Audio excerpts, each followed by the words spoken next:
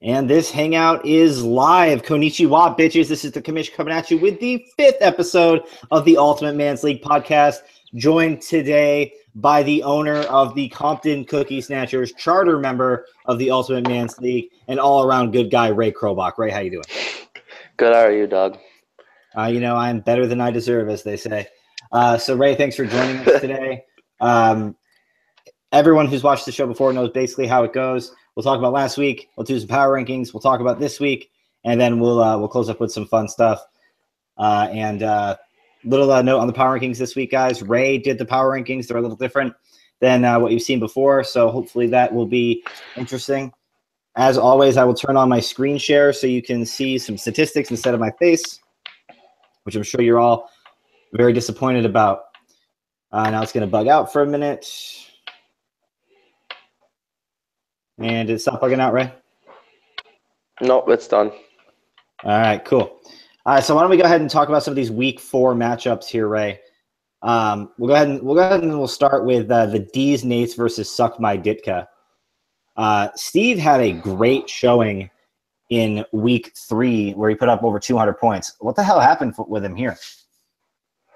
I think with Steve's team, honestly, injuries are starting to pile up bad.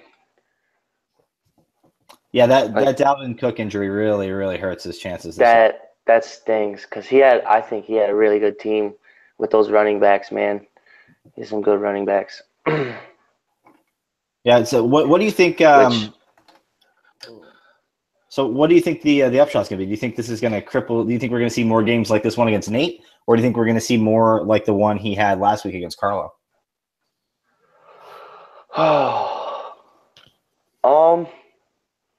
Honestly, with that injury, his team probably, I don't know. He could lose to anybody. I don't think he would lose to like AJ though. Yeah, but now you're looking at a team that's kind of middle of the pack. I mean, we don't know what Mitchell Trubisky can do, right? We're gonna find that out Monday night.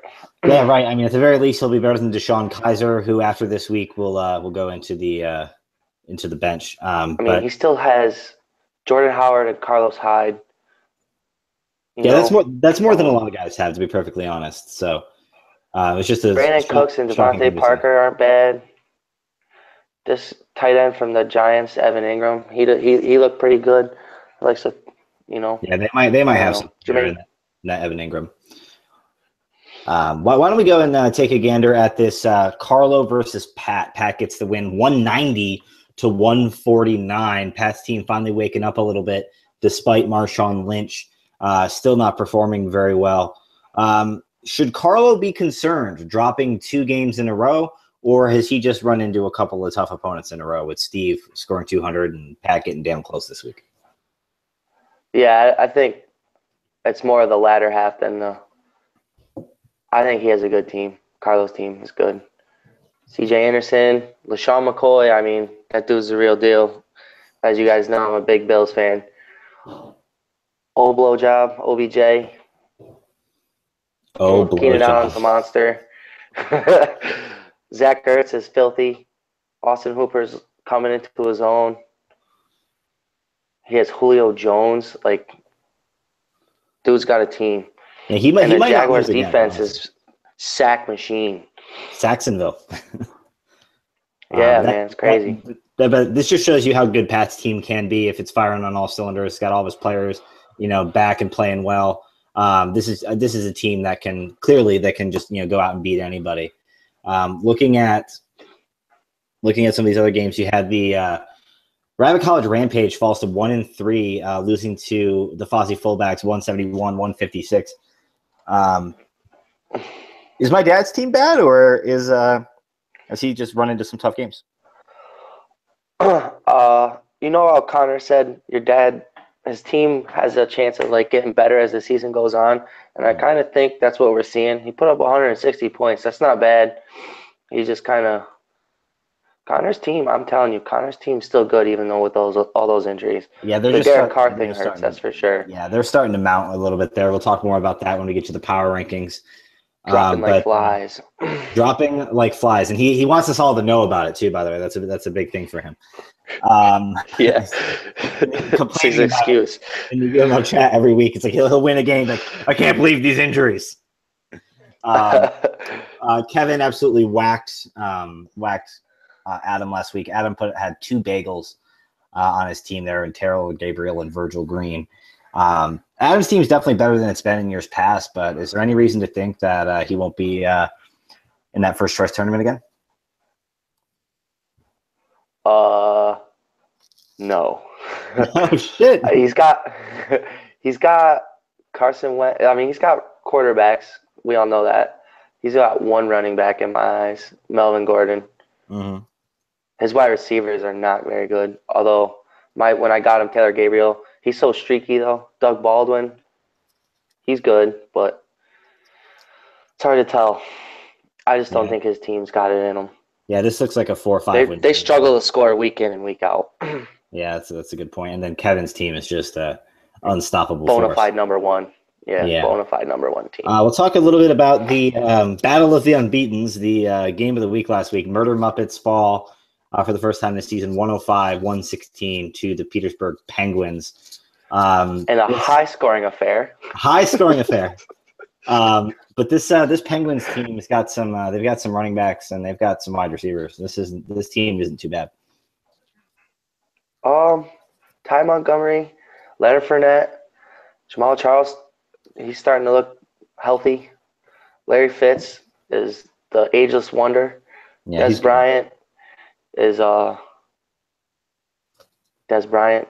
He's not too flashy. It depends on how their offense is rolling. Yeah. Sean Jackson, I don't know how he's been playing in Tampa Bay this year. Yeah, he's had a hard time getting to the balls, but it's just a matter of time. And they're playing a pretty his tight end's team. Really weak, and Andy Dalton has been butt this year, man. Besides last week, but he was good last week. Hopefully, Bill Lazor gets it going a little bit there. But yeah, I mean, the team's 4-0 for a reason. You know, I mean, they have some good players. Yeah, I think the schedule kind of played into that a little bit. I think you probably might be right. And then we'll talk about the Team Man Bear Pig falling in a big way to the Compton Cookie Snatchers. Ray, what worked so well for you? My team is clearly better than his team. I got Russell Wilson, top 5 quarterback right now. Although I'll say Ben Roethlisberger has been a huge disappointment so far. Charles Clay is starting to play like the guy I thought he was going to be when I drafted him 3 years ago. I really like my wide receivers. I think I got one of the better wide receiver cores. My running backs, no one flashy, but they're guys that catch the ball, and they'll always get points for me, I feel like. Yeah, the guys you have at running back. And then you look at you have a pretty deep roster at running back. Anytime you can not start Mark Ingram and put up 180 points, I probably would have started Mark Ingram. Solid. In this game, but obviously didn't need him. 185 points. That's a damn hard way to do it. What's driving me nuts is this New Orleans backfield is becoming this kind of like the Patriots. You never know who's going to get what. Yeah, you heard it here first, folks. Ray giving away Mark Ingram for pennies on the dollar. Go get him for like a kicker or something. That's what you heard. But overall, the games are kind of starting to, after a really interesting start to the season, I think things are starting to sort of regress towards the mean. You're seeing a lot of more expected results. Good teams are taking care of business. Bad teams are losing. Absolutely. And I think that it's becoming more into what it's been in years past. Why don't we change gears here and head into your power ranking tiers? Now, Ray, you divided the 14 teams in our league into 6 tiers. We'll go ahead and break them down one by one, and we'll talk a little bit about each team in the tier. Tier 1 is your championship contender. This is the team you expect to win the title, I assume? Yes, sir. Okay, so this is Kevin's Toad Point Trippers. Where's the weakness on this team, right? Is there one? I don't know. Well, we've got a lot of guys on bye this week, so I might beat him. But other than that, his team's solid, man. He's got it. There's nothing I can really say about that. Yeah, that's a great team, and we know how much Kevin likes us to talk about his team on this show. So we'll go ahead and skip over it just out of spite because he's playing me this week. the next tier is the playoff tier, as you put it.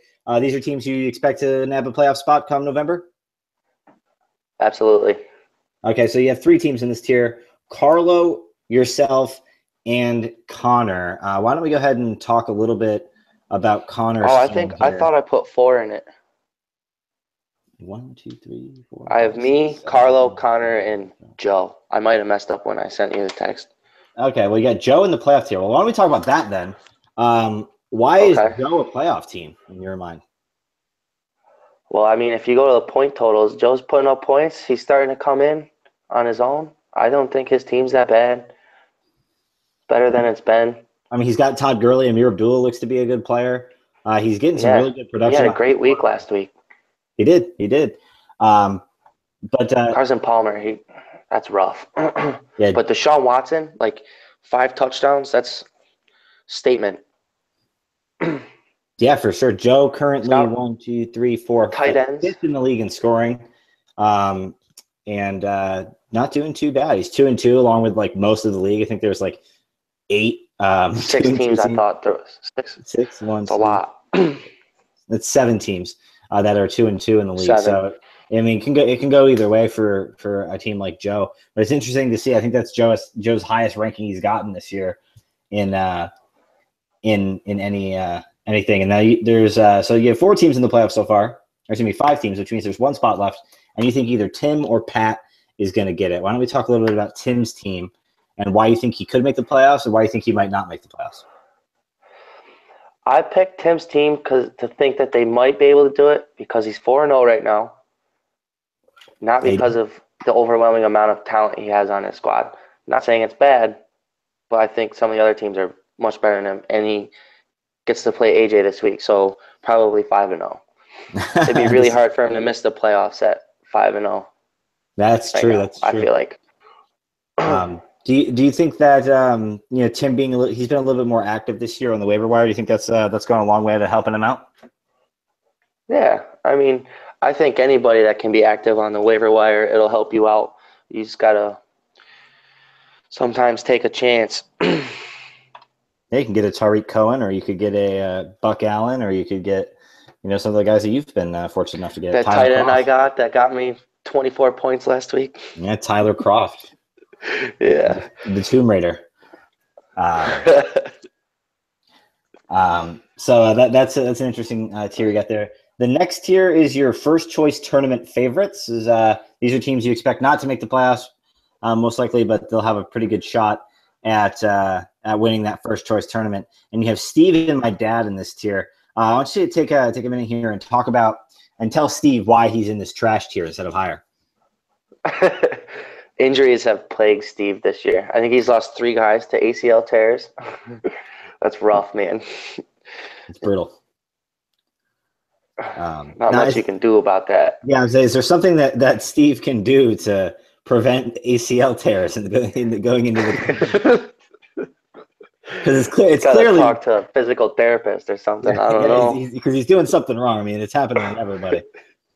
He just picked up Kyrie Fairbairn from Houston, the kicker. I think that's probably next. He's probably just his leg's gonna fall off after he makes a kick. But overall, I mean, this team is an ascendant team. He drafted a ton of rookies this last year. Jake Butt, Juju Smith-Schuster, Deshaun Kaiser, who doesn't look like he's going to work out. You mentioned Evan Ingram earlier. He's got young players like Jordan Howard and Brandon Cooks on this team as well. So this is a decent team. It's just he's got a long way to go before he's a contender. He needs a receiver, really. I mean, Brandon Cooks isn't consistent. I mean, be a long term to be a number 1. Devontae Parker ain't that bad, I don't think. Well, no, he's got a bunch of good receivers, but he just doesn't that Julian Edelman injury hurt him a lot because he was going to be a consistent performer. You need that clear-cut number 1. You need a guy who's going to catch, on a bad week, 6 for 65. You need a Stephon Diggs. Yeah, Stephon Diggs, who apparently is just a fucking stud. Yeah. So That's your first choice tournament. The next tier you have is your limbo tier, which is Adam's White Sharks, My Murder Muppets, and Alex's Pain Train. Now, Alex is last in scoring, the only winless team left.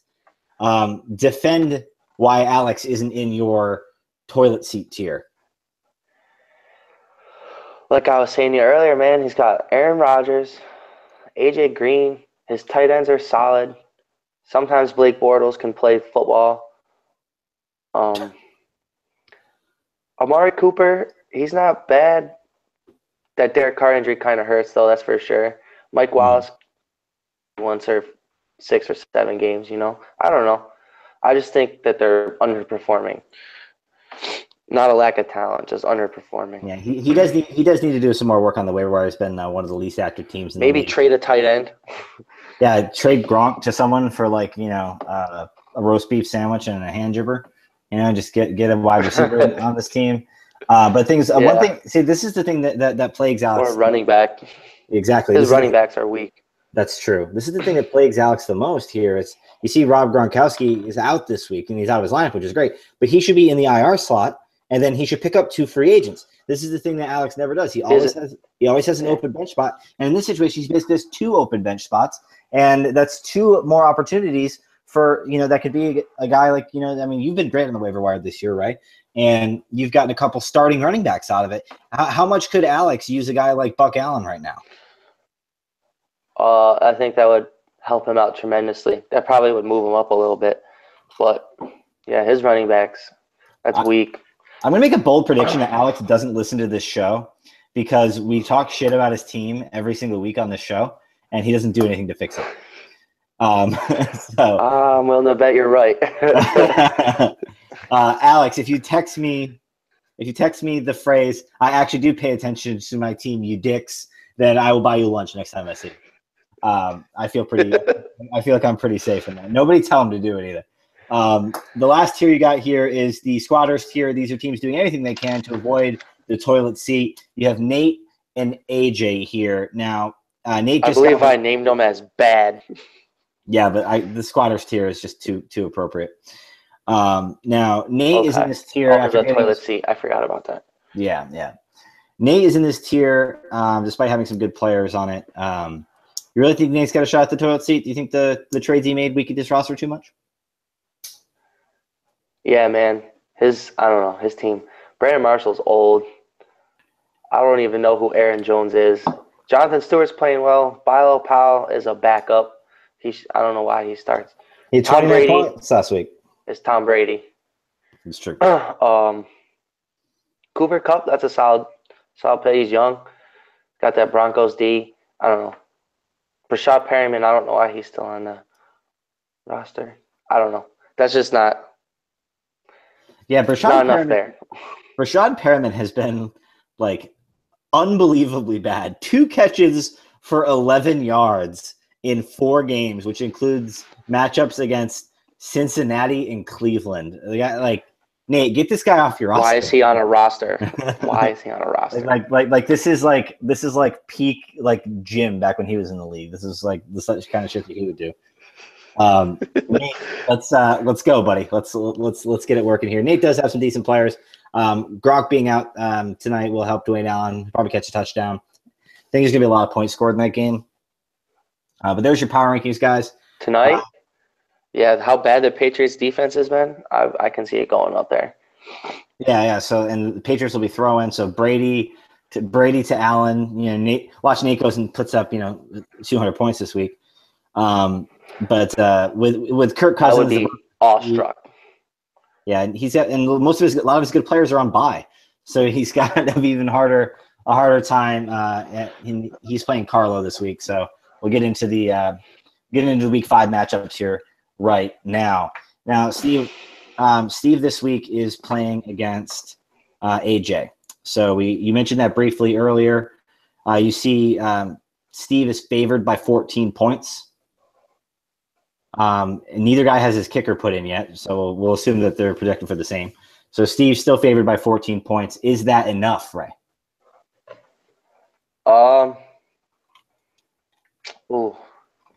With that injury, honestly, it's going to depend on how Mitchell Trubisky plays. Yeah, if he can do some Deshaun Watson shit out there, then it'll be a big win for him. You see it down here. You have the scoring chart, which is usually down here, but it's not for whatever reason. But you have Steve, who's at 1-3, and I just think he's a much better team than AJ. AJ, he'll probably win 3-4 games this year, but he's already won 2 of them. This is the type of game that AJ loses, but it wouldn't surprise me a whole hell of a lot if he knocks off Steve here. Going into the next one, you have the undefeated Petersburg Penguins versus the defeated Pain Train. Tim favored by 10.5. What do you think about this one there, Ray? I think Tim's team's going to win. So you think we're going to have a 5-0 and an 0-5? Yeah. But you won't put Alex in the top? Honestly, I do. But I won't put Alex in the bottom. I can't do it. I mean, you can look in a comparison. Tim's favored heavily over Alex. I think Alex has four checks. Yeah. And they're all the players you're talking about. His tight ends, Aaron Rodgers, and AJ Green. Everyone else is favored towards Tim. I just think Tim's got a much more balanced team, and I think he's got a much higher floor. I think Tim easily wins this one. I agree. Moving on to the next game, we talked about it briefly before. D's Nate's Queef Wellington.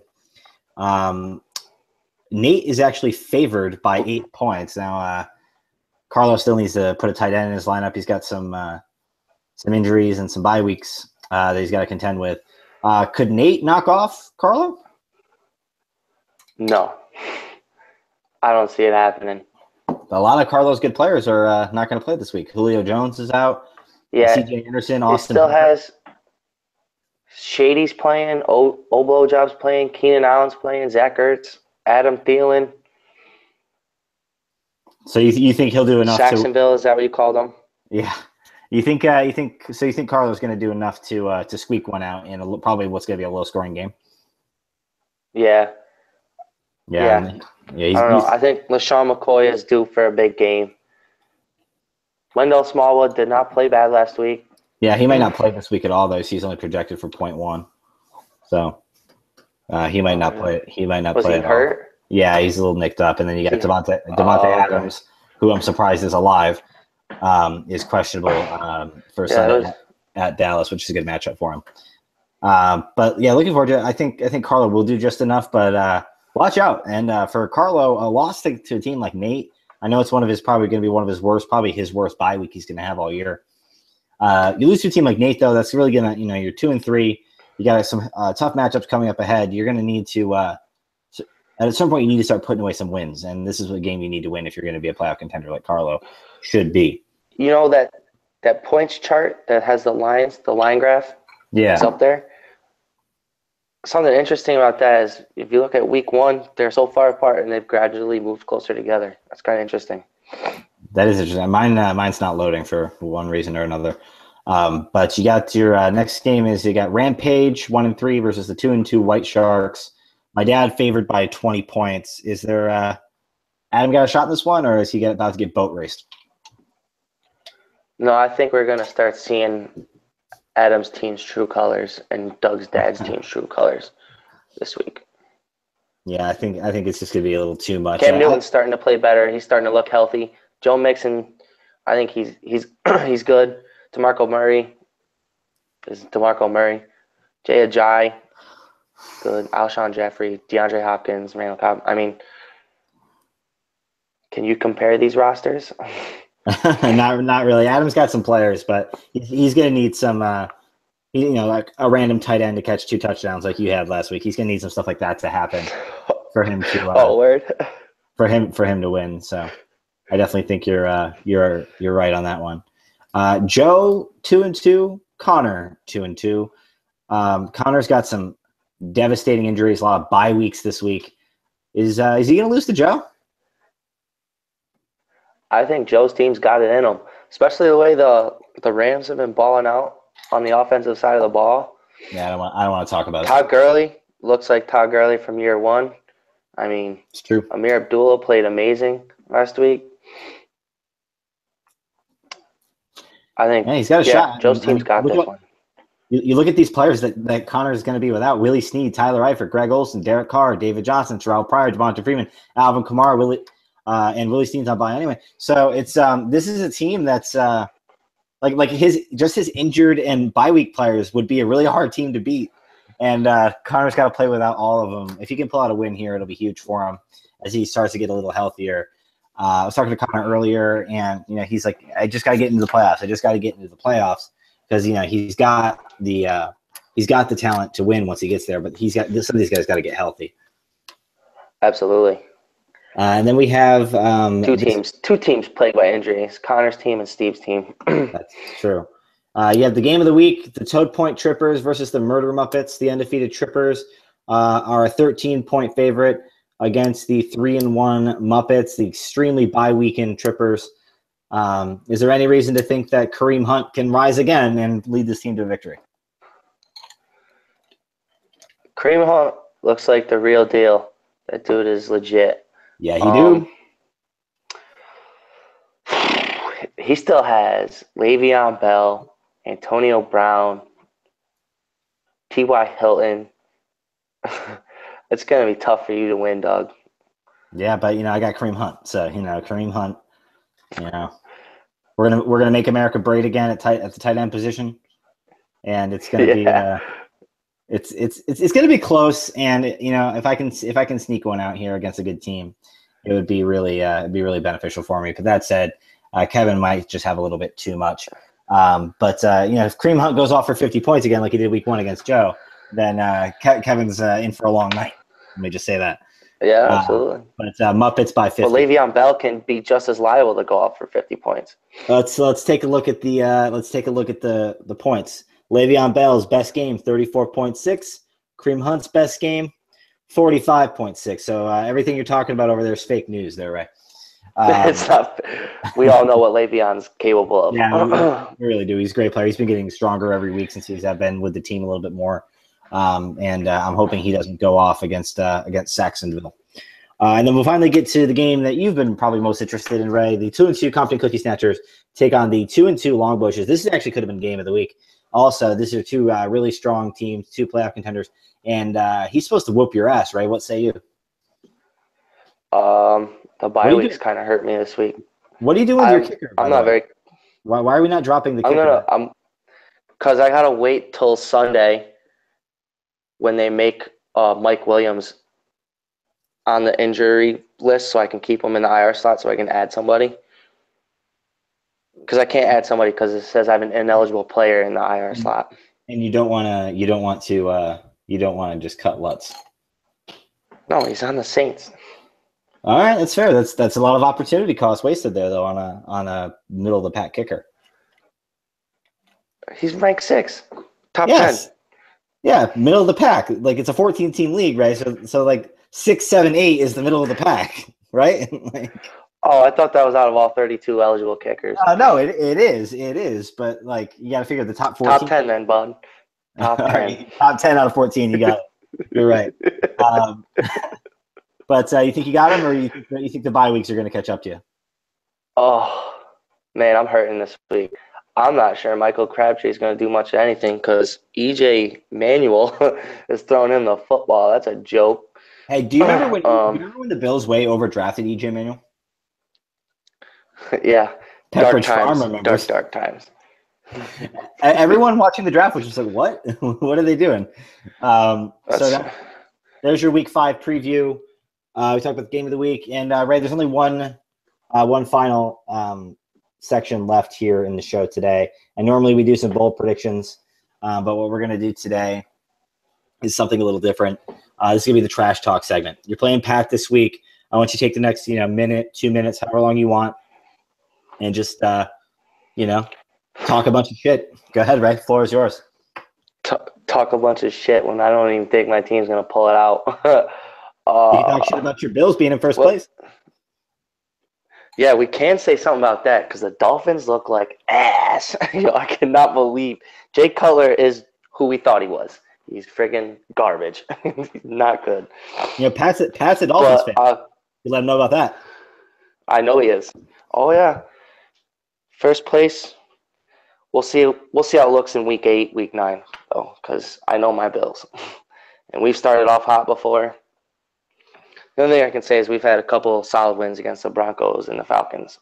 That's true. Those are quality wins. You can't take anything away from those. Those teams have been in the Super Bowl the last 2 years. So that said, I don't know how far the Bills are going to go, but Tre'Davious White is the real deal. That guy is. Yeah, that dude's balling. Yeah, that guy's a stud. And Tyrod Taylor's Micah Hyde. Micah Hyde was a huge pickup. Free agency. Micah Hyde from the Green Bay leading the league in picks. Yeah, leads the league in picks. Through a month, okay. Give it time. One of those trash defensive backs on the Cowboys gonna go ahead, get like 19 picks off Eli Manning. That's possible. Eli likes to throw the ball away. Yeah, Eli's favorite receiver is guys in the secondary on the other team. Part of me wonders if Eli is actually colorblind and like is too embarrassed to admit it, so he just throws a bunch of interceptions. Like, what if Eli Manning is actually the greatest quarterback of all time, but he's too embarrassed about being colorblind, and he just throws all these interceptions? You could get him one of those fancy glasses that make colorblind people see color. I've seen those. Those are cool, man. I saw a video where the guy. It only works for like 50% of the people, they say. Well, damn. The people who make those glasses got to stop. I'm willing to bet they're super expensive. I bet they are. The video I saw, the caption said that like the whole family pitched in to get them, so that implies that they're not too cheap. This podcast is going a little bit off the rails here, though. So talk about colorblind glasses. Anyway, Ray, thanks so much for joining us. And remember, guys, if you want to be on the podcast no problem. Next week, please reach out to me at any point. I know I post a thing, and someone usually volunteers, but if you want to do it, just let me know. Ray, we'd love to have you back if you want to come back and do it again. But guys, if you want to have any ideas for the podcast, any segments you'd like to see, or any segments you don't like, please let us know in the comment section down below this video on the UML Facebook page. Until next week, this is the commish signing off. Konnichiwa, bitches.